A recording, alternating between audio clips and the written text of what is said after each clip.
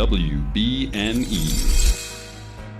Hello, fun people. I'm Isaac Carlson, and on Following Dreams, I'm focused on exploring the stories of people who are following their passions and achieving their dreams. I want to help inspire you to pursue what you love by hearing how others have done it. This episode is brought to you by all of you fun listeners. Through your reviews on the podcast, you sharing your enjoyment of the stories we are sharing here, and those who go above and beyond on Patreon are assisting in making Following Dreams grow as large as it can be. Taking the time to show you appreciate this show by subscribing, reviewing, and sharing goes a long way to ensure that this magical podcast can reach as many fun people as we can. Today we are speaking to a Walt Disney animator who uses his artistic skills to bring to life beloved characters. From his early days as an animator at DreamWorks on films like How to Train Your Dragon, Megamind, and Madagascar 2, to his recent time at Walt Disney Animation on Big Hero 6, Zootopia, Moana, and of course, most recently, the current largest animated film of all time, Frozen 2. He is doing his part to contribute to the long tradition of animation in film. To check out the films he has worked on and stay up to date with everything he is creating, be sure to check out the link to his Instagram down below. Welcome, Nara Youn. Hello. Thanks for that amazing introduction, Isaac. I heard about your amazing introductions from Sarah and Tracy, who are really good friends of mine, and definitely lives up to that name. Oh, thank you very much. Thank you. I definitely try to put a lot of energy into do it to make sure people understand how cool you are and all of the crazy stuff you've been able to work on. Oh my goodness. Thank you. Right away, I'd like to ask about your purpose. You mentioned that your main focus is to spread the art and joy of animation to the world, which is an amazing goal that I think is important to strive towards. Could you talk about what animation means to you and what caused it to be such an important part of your life? That's a really big question. First off, I'm an avid fan of animation. You know, growing up, it was just watching Disney films was part of growing up, my life. Mm-hmm. At a very young age, from the oldest time I can remember was my father was a diplomat for the Korean embassy, so we got to travel. And even when I was a kid, I started living. My earliest memories are actually from London, and not knowing the language. I mean, learning a language growing up was at the time just really something that my parents tried really hard to, and cartoons and TV shows was just one of those things that they kind of made me absorb naturally. So Disney videos at the time from like Blockbuster was where my parents got my English studying education. And so that's how I started being inspired, just unknowingly, watching Disney videos, Little Mermaid, The Reluctant Dragon, Sword in the Stone. Just at the time, I didn't understand what they were even saying. Mm-hmm. So they were just kind of these visual eye candy plus all this mumbo jumbo kind of language. And it was, I think, when I became a college student, when I was actually focusing on art, I kind of revisited some of those movies, and I was like, oh, that's what they were talking about, you know? Mm-hmm. So for me personally, animation is just something that I really grew up with. It kind of taught me life, language, humor, charm. It's very educational growing up, and just being part of kind of paying forward that journey is a real big honor for me. So I really try to, put in as much as I can and try to, it's always really just an amazing feeling to watch people fall in love with our movies and kind of be huge fans, as I once was, of our films. Just to give you a heads up also, I touched on it just very briefly, that growing up in foreign countries my entire life, English is not my first language. Mm-hmm. So a little caveat to, in case I say something dumb or stupid or mistakenly blurb out a word that doesn't make sense, please understand. Absolutely makes sense. But so far you've been sounding very, very elegant. You do not sound like English is not your primary language. You've been doing a great job. Awesome. Thank you. Mm-hmm. So for you, animation was kind of the transition into understanding other cultures and understanding stories that were kind of universal. So is that something that you try to push forward when you work on these films as well, that you want it to be able to be understood no matter who you are? I would say more of, rather than me trying to say something, it's more of me trying to learn something. This is just, I think most animators might feel the same way, where when we dive into each movie, there's a huge cultural research involved. There's a lot of art involved that you have to study. There's a lot of studying that we do to dive into those characters to be able to portray them. And one of the things I do personally is a lot of research. So with every movies, we do a lot of deep diving into characters. Like most animators get to animate all the characters within the shot that they are given. We obviously do a lot of research on the casted actors, like Idina Menzel, Kristen Bell. We see their recordings, see how they're acting when they're just delivering lines, but also we watch their movies and kind of get into that headspace and acting, kind of their acting style, if you will. Mm-hmm. But with Idina Menzel, like, she even came to the studio to give us lectures on what her thought process is, what her postures are like when it comes to her singing. So we did a huge ton of research for Frozen 2 for just musical actors and actresses on like their posture, their singing, what happens to their vocal cords, their posture, their breathing, and all that stuff. And to me, that's where I have the most fun, is getting into a character, getting into their headspace and learning all these new kind of world, you know? Like I treat every movie like it's like a new course in school, like learning the culture, learning their movements, being an actor. I mean, I'm not personally a great actor myself. Like, if I always shoot reference just to see like what I do, but mm-hmm. I always, have to redo it in the mindset of the characters, because what animators do is acting. I mean, everything moves, everything that the animators touch, like the blinks, the little twitches in one side of their eye, maybe, or little even lip syncing, tonguing movements, and all that stuff is very intentional. Mm-hmm. Like, nothing is just done by the computer on accident. So because every little movement is done intentionally and with purpose, it is a lot of studying that we do. So for you, it's putting in the effort to not necessarily put your own spin on something, or mainly like give it your own thought. It's about bringing to life this very specific moment, which is something that is very, like, kind of, at least in my mind, unique to animation, where it's not something that's necessarily self-expression, but it's accomplishing a goal for a larger artistic process. Absolutely. I mean, it sometimes does come through. I mean, when animators look at each other's shots, sometimes we can tell, it's like, oh, maybe that shot was animated by this animator. But generally, our goal is to kind of stick within that character, because you don't want to break away from their character by implementing yourself in too much. Mm-hmm. So it is finding that sweet spot. Like, we always dive in deep, like, because we have to have that emotional connection depending on the scene. Like, for instance, if I'm animating Elsa, being really kind of digging in deep to her past, we want to be able to portray that. So we will kind of, in our minds, use that improv kind of technique where we'll kind of keep remembering those memories that evoke those emotions up, so we can get into that headspace. But I don't want them to feel like, oh, this part looks like Nara, Yeah, for sure. Because you want it to feel like one continuous story, that it's the actions of a character, not necessarily you. Yes, well, we want it to feel like Elsa.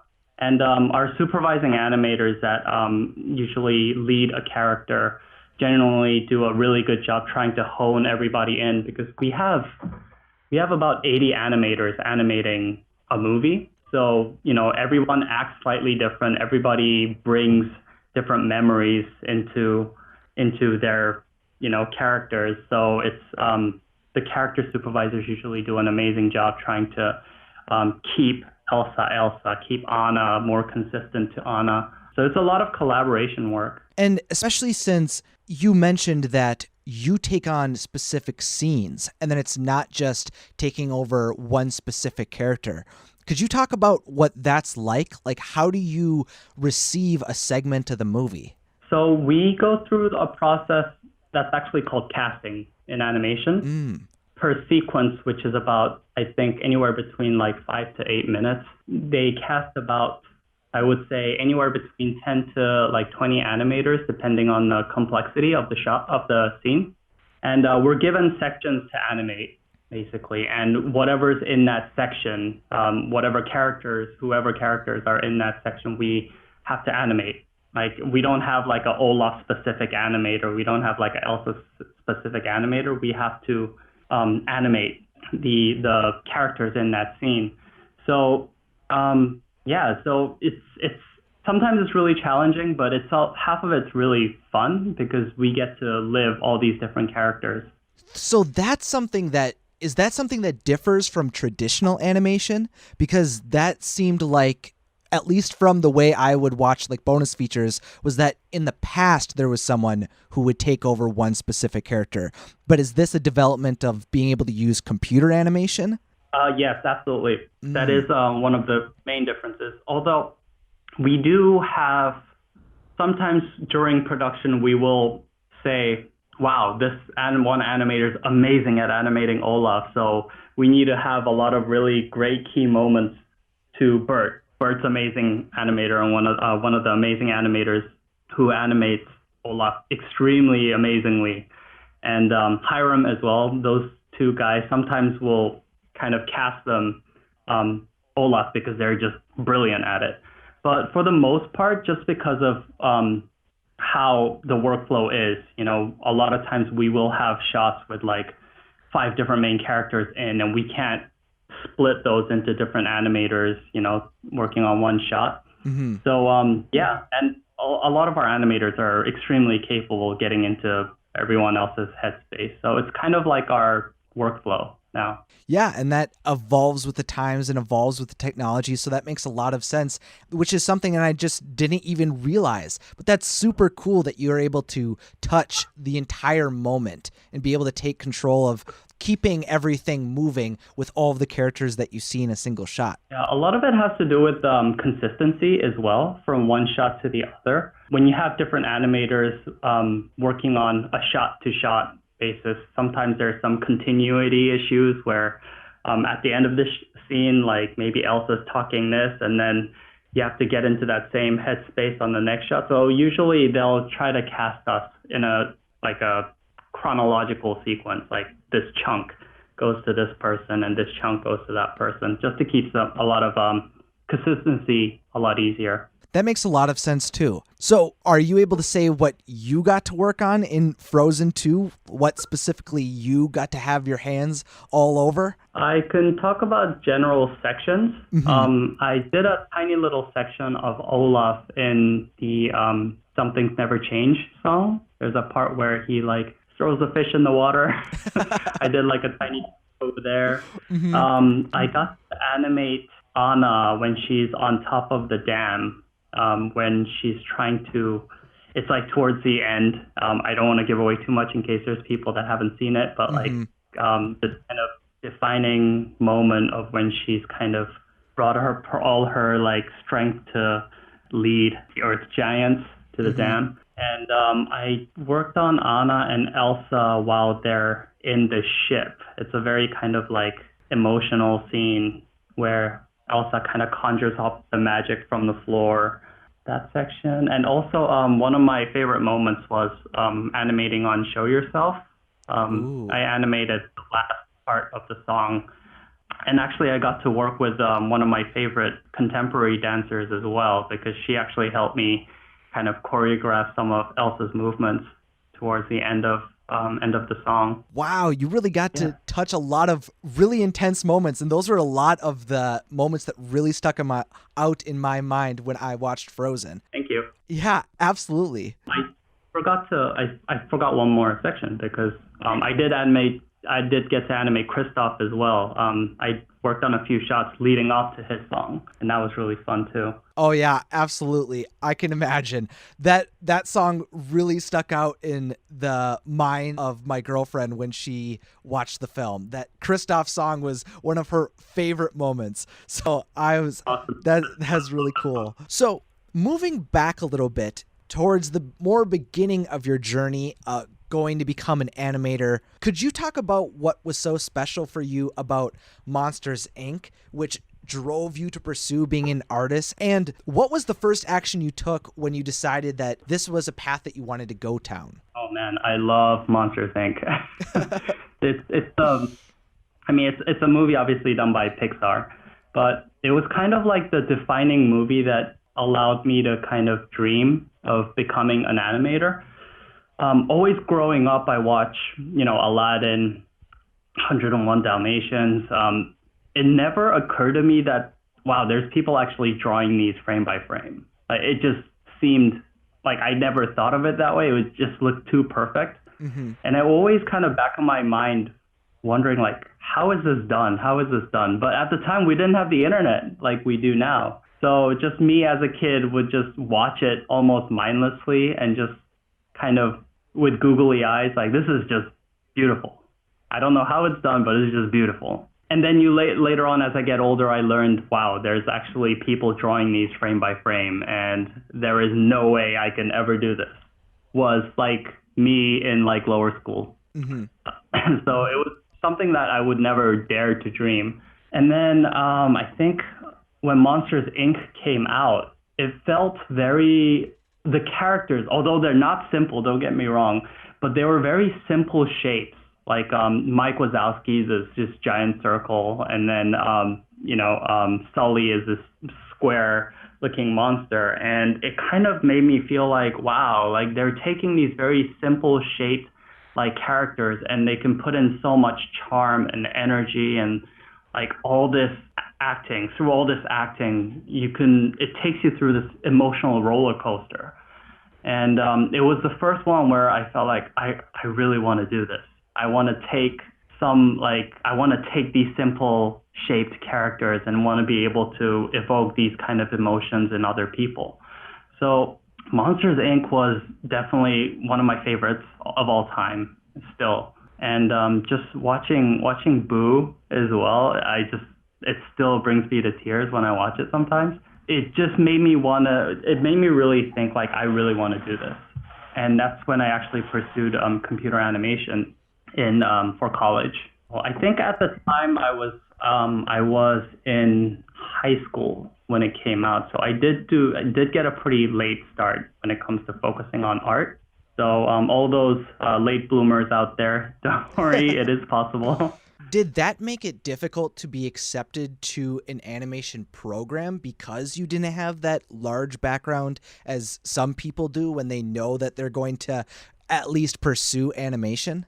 Well, I would say no, because I was always interested in film, and somehow I always drew. Like I always was a lover of art. Like I loved drawing. I loved, even though they weren't drawing characters, I loved drawing just people. I loved drawing costumes. If I wasn't doing animation, I'd be doing fashion design, because during high school, I actually applied to Parsons, and actually I got accepted as well. So if I wasn't doing animation, I would probably be doing fashion design. So drawing people kind of has always been something that I did. And I think that played a huge role on how I became an animator that I am now. That kind of visual studying, like always kind of exploring, people watching, just out of curiosity, like going to cafes and just observing what kind of people there are, caricaturizing them, was something that's always been in the back of my head. And, I love movies growing up. I loved animation. So it was just, I think, something that happened naturally for me. Like I didn't intend to study all these things, but I did because I watched so many movies growing up and so many animations growing up. That sounds perfect for you then, that you had this natural inclination towards art and studying people and how they move and interact. So it just feels like that would be a natural extension for you, which is exactly why you were able to go into it and be able to thrive in it. Could you talk about the ups and the downs of studying animation and what that was like? I can definitely talk about the downs. Ups, I kind of touched on the ups, like being able to live all these different characters, being able to live in their worlds, I think is the highest high for me. Some of the downs was definitely the uncertainties that come with animation. High school, for instance. One of the things that prepared me was constantly living in different countries. So I was always kind of used to being in different environments and kind of adapting very quickly. But one of the things that I wasn't prepared for was, at the time, I lived in Russia for 6 years during high school. And I was a fairly straight A student when it came to art during my high school. But it was a very tiny high school. My entire class was maybe 20 people. So it was a very tiny class. And, I was considered one of the best art students in my class. And then I go into college where there's all these amazing, brilliant art students, and they're all studying animation with you. And some of these kids have been drawing since they were 5 years old. My roommate in particular, he was like a prodigy. He was ambidextrous and he can draw with both hands at the same time, which was I know I will never be like this, But that kind of made me scared a little bit in the beginning. Wow, I am not worthy to be in this space. But in the end, you can't fake what you love. What's funny is my friend who is ambidextrous, he actually started off in the same major as I am. He was kind of the driving force for me. I have to be remotely close to his level to be able to survive and, get a job in this industry. So he really made me push myself while we were in college.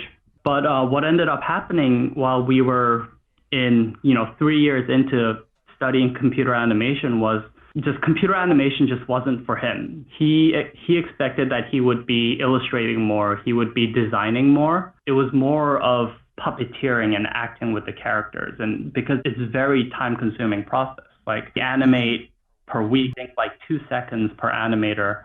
So just to get 2 seconds of animation, we'd be animating pretty much 10 to 12 hours a day for a week. So it's just not what he had envisioned. And, he was one of the most talented illustrators, in my opinion, in my class. And he ended up just giving up. So you definitely have to feel passionate about it. So I think that is the most daunting thing for me, was when I went through that uncertainty of, am I right for this? Is this for me? After studying it, I loved it, still an animator. It is very time consuming. So you have to feel passionate about it. You have to love what you're doing. Otherwise, it's going to slowly kill you, I can completely understand that. A lot of the times the things that you love a lot, or that especially are the things that lots of people don't often do or think about, are the things that you have to be really, really committed to. But one thing that's great about animation is there's so many faucets. You can be an amazing lighter, you can be an amazing costume designer, character designer, environment artist, programmer, engineer, effects animator. There's all these different facets. So if you have a passion for any of those sections and you become really great at it, then hey, there's a job out there for you, and you can accomplish amazing things with amazing different artists. One of the things that I always love about our movies is when we watch it in theaters for the first time, to see all the brilliant work the lighters did and the effects artists did with their cloth, with fire, and just really, it's like icing on the cake. We kind of provided them with this bun looking cake, and they designed this amazing lavishing icing on top of it. Mm-hmm. Yeah, it's definitely like a collaboration, and everyone's great at their profession. So yeah. That's something that has become more and more clear as the years have went on. Through films like Coco and especially Frozen 2, you're able to see so much of the detail that can be generated that really could only be done through especially computer animation, that you couldn't have that type of like intricate small details that there are in computer animation. And it definitely takes that whole team, its feel, and you're able to see that on film. Yes. No, one of the things that I absolutely love is every movie is this new learning process. Every movie, I learn something new. There's new tools that our engineers, our software designers develop. One of the examples was animating some of the animators that animated Gale, the wind spirit from Frozen 2. Mm-hmm. They, our tech team designed this software program called Swoop. I think you can, if you look online, you can see a demo of it, but they actually incorporated way to animate Gale using VR, where you're basically drawing these lines in thin air and making like the speed and the lines of like how Gale will move all the leaves together. And it became so much easier than trying to like animate a ball in the computer, you know what I mean? Mm-hmm. So all these like that get developed for every movie, it definitely makes our movies stronger and stronger with every movies that we work with. Was it intimidating to move from being a student to being a professional animator when there were all of these changes that were constantly occurring through each film? Absolutely.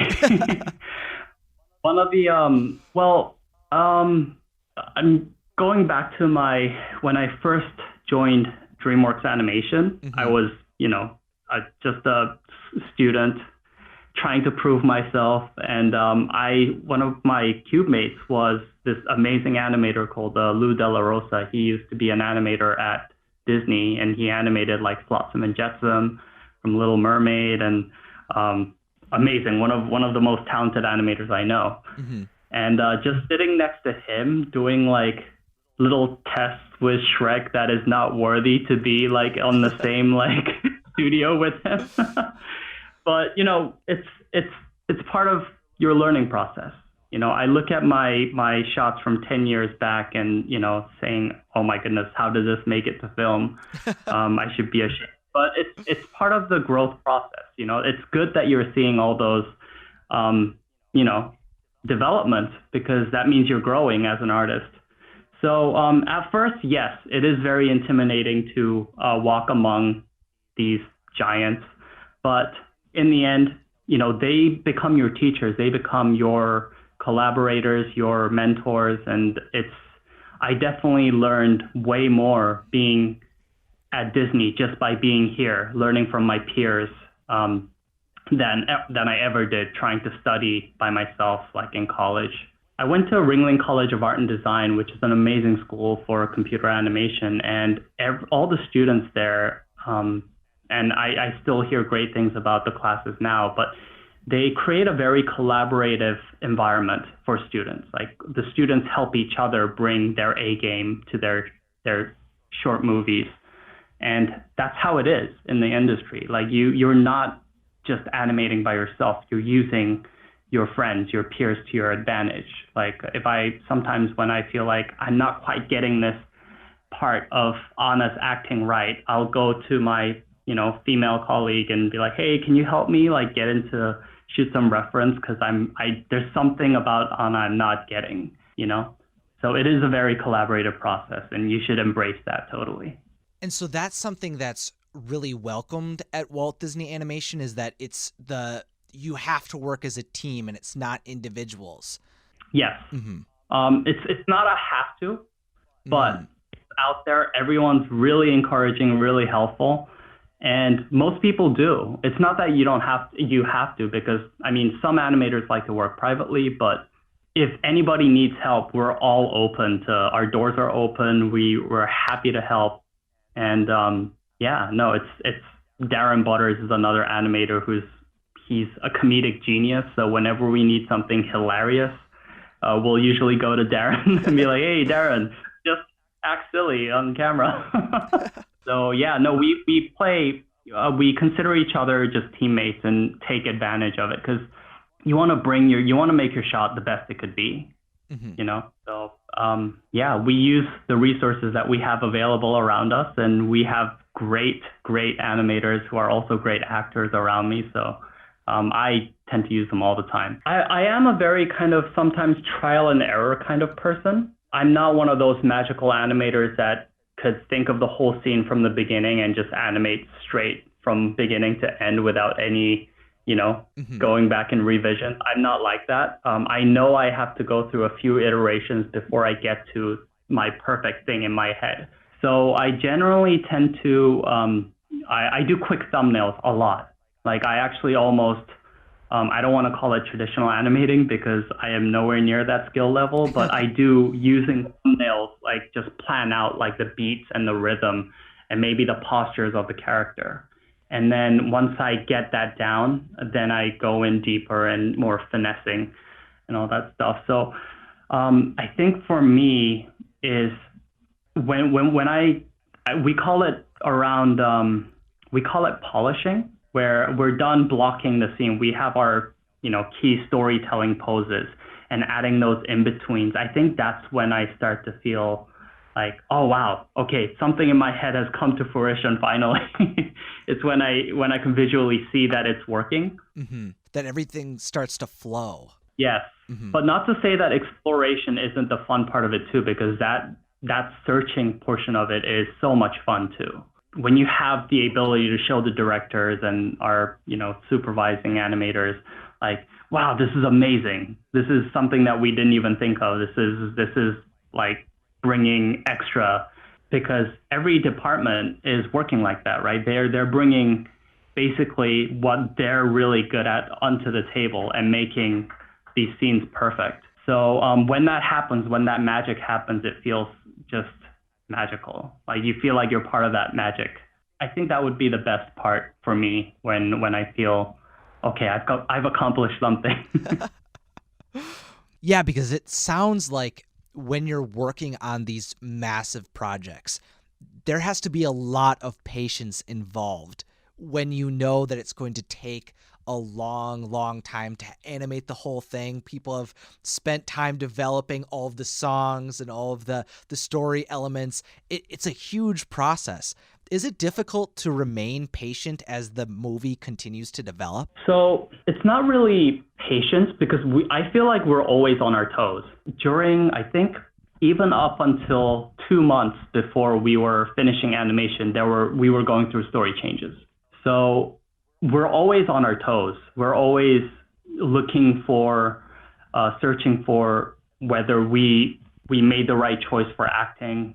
Sometimes we'll go through our older shots and change the acting a little bit, but it's very organic, the movie making process. So we're always on our toes. It's never kind of like a waiting kind of patience kind of thing. Okay. That makes a lot of sense. Viewing it from the perspective of someone just knowing that it takes years, it's interesting to hear about someone who's in the trenches working on it all of the time. It's really interesting to hear how you handle it and how what your experience is when you're developing these massive films. Yeah, one of the things that would always, for me personally, uncertainty. One of the big uncertainties is when I we go through all these different iterations, and you know we've made this amazing movie in our heads, and it's that moment of like, are people going to love it? Is like the big kind of drum roll moment for us, because I mean we obviously live with it for years, developing it, so it becomes kind of like our child. Our whole entire movie making process ends up taking anywhere between 4 to 5 years from start to finish. You know, just when we're done, we finally get to know fully who these characters are and what they would do and all that stuff. And then, you know, you have to release it out to the wild for people to judge them. So, yeah, it becomes that kind of that uncertainty and kind of excitement also. It's like, oh, will people like it? Will they love it? I hope they do. Well, from the long list of things you've been able to work on, it definitely seems like people have loved what you've been able to work on. What stood out to you as your favorite moment you've ever animated and worked on? Oh my goodness. There's so many that I'm gonna say, honestly, Frozen 2, being part of Show Yourself was definitely one of my highlights. I am a huge fan of contemporary dancing, Idina Menzel as well, and musicals, and it was just all of those things combined. And shout out to Danny Vitali. She's an amazing dance choreographer who helped me actually animate or get inspired by her movements to animate those scenes for Elsa. Yeah, no, it's such a beautiful moment too, and it's, watching it the first time, it kind of brought me to tears as well. And I just really love the song so much as well. And hearing so many great feedback from fans about that song as well always like really hits close to my heart. But yeah, that's definitely one of my favorite moments that I've ever animated. But there's also some really great moments that I animated from How to Train Your Dragon as well, the first movie that I got to be a part of. But yeah, no, it's very, because I spend so much time on each of those scenes, it becomes very kind of your baby. Yeah, it's like choosing like your favorite child. Well, and I have to say, I love Frozen, but How to Train Your Dragon also has a very special place in my heart as well. I'm a huge fan. Yes, me too. I was so happy. It was one of those projects that we did a complete 180 in the middle of production, which was very, very daunting for us. We had, at the time, we had a different director, and it was a very rare project where we were done with 30% of the film, and the director ended up changing, and we had a complete redesign of the main cast. And so basically we lost 40% of our time frame to get to animate. And then I think Chris Sanders, I know you're a big fan of Chris Sanders, and Dean Dubois, when they both came in, our spirits were so low because we were like, how are we going to finish this movie? This is impossible. We have like 6 months left. How are we going to do this? And then they came up with this amazing story, and we were all so invigorated. It was one of those things that just like in a month, like they did a complete 180, and we were all so like eager to animate. We were like, we need to animate this. We need to be part of this. So yeah, How to Train Your Dragon it's one of those projects that's going to live in my memories forever, because it was such a harsh but very kind of energetic work pipeline that we were all just super happy to be part of. But it was also one of the hardest projects I worked on too, because just animating dragons, if there's some level of comparison, usually human characters end up having about anywhere between 200 to 300 controls that animators can animate. And each of the dragons ended up having, like, depending on the dragon, it would have between like 800 to like 2,000 sometimes controls that you can animate, like all the little scales and little joints and all that stuff. So it was really daunting working on that project. So, wow. Yeah, no, it was crazy. But it all paid off in the end, but that definitely sounds like a strenuous and stressful situation to be in. It could have easily gone sour. I think that was the project that I've worked in my whole career where it almost came close to not being able to finish, like by the deadline. But, we were all, I remember when we watched it in final for the first time, because we moved so quickly, a lot of us didn't even get to see what the other animators did. Like, I would be so focused on my shot and try to get it done that I wouldn't know what was going to happen in like act one of this scene. Like, it was, so when we watched it at the end all together, it was such I think it was the first animated film that I worked on that made me cry after working on it myself. And it was just, yeah, I remember, I think watching that in the theater for the first time is still going to be one of my all-time highlights in my career. I can absolutely understand that. It is an emotional and impactful story. It's by far my favorite DreamWorks franchise that is in existence right now. It is incredible, and that's so cool you got to be able to work on that. Oh, thank you. No, I was so happy to be part of it too. So you haven't only been having the chance to work as an animator, though. You've also been able to work as an animation supervisor for 2 shorts at Disney. Could you talk about how your work changes with a supervisor position? I can't really talk too much, but because animating, being a supervising animator on shorts is much, much, much different than animating, supervising on a feature length show. First off, we have way less meetings than they do. Usually supervising animators often don't get to animate as much just because the sheer volume of meetings and management that they have to do. Whereas in shorts, the supervising animator actually does get to animate a lot because one, you're being involved in making that short from the get-go. And with shorts, we don't really have too much luxury of pre-production. We just kind of have to bam, bam, bam, do it. Mm-hmm. So yeah, like typically our supervising animators for feature-length movies end up exploring those characters and doing all the research on behalf of all the other animators, like almost 6 to 8 months in advance. So usually what ends up happening is they will have to skip a movie that so they won't get to animate on a movie that we do. So for instance, a lot of supervising animators preparing for Raya and the Last Dragon right now didn't get to animate too much on Frozen 2. So that's how much preparation goes into being a supervising animator, because you kind of have to create the essence and like the atmosphere and the research for the other animators to learn really quickly when the time comes for animating them. Like you have to do that research and create that from scratch, from reading the scripts and the storyboards. And all their research basically helps us get into their headspaces really quickly, or as quick as possible. And but for shorts, being supervising animators on a short, it was more about interacting with the director and kind of getting their vision, really understanding what their vision is, and really understanding what the style of the short is, because every short, actually both of those shorts will probably be out soon in Disney Plus, I believe 24th of January. So those of you who have Disney Plus will get to see some of those. But yeah, every short usually has a different style of animation. They have different character proportions, different artistic kind of style.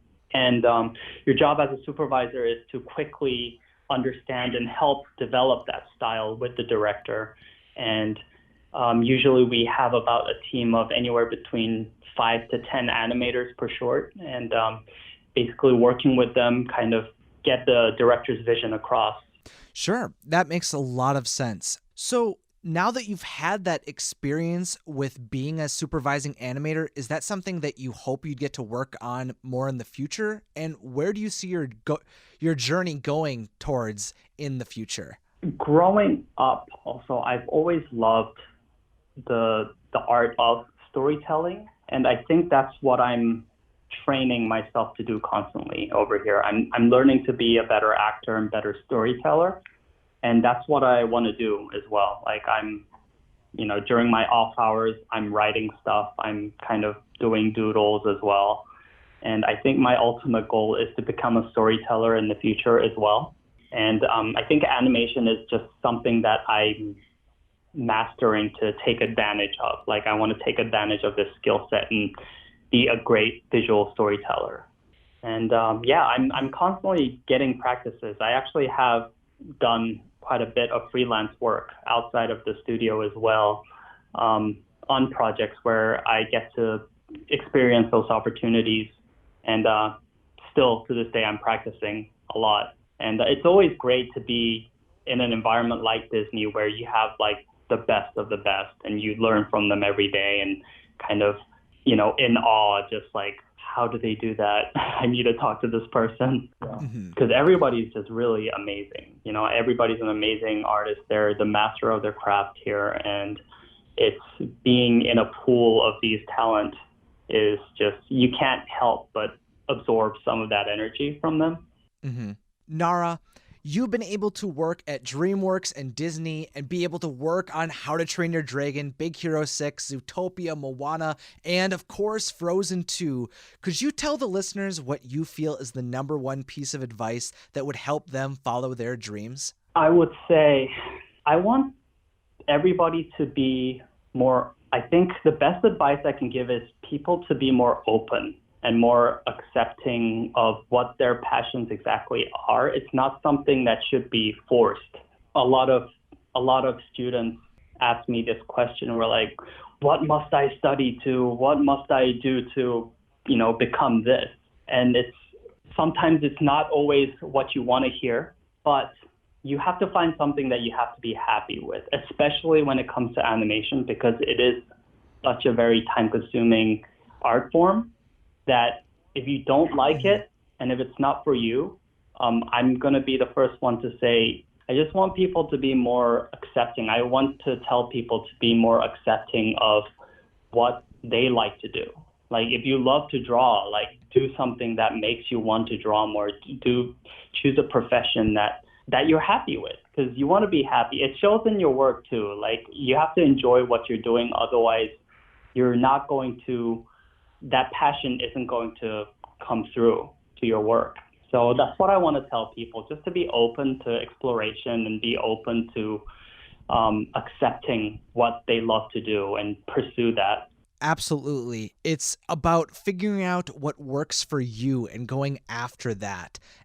Being an animator was something that I definitely thought sounded so amazing, but in practice, it's just something that I don't know if it would be the true thing that I would actually want to do on a day-to-day basis.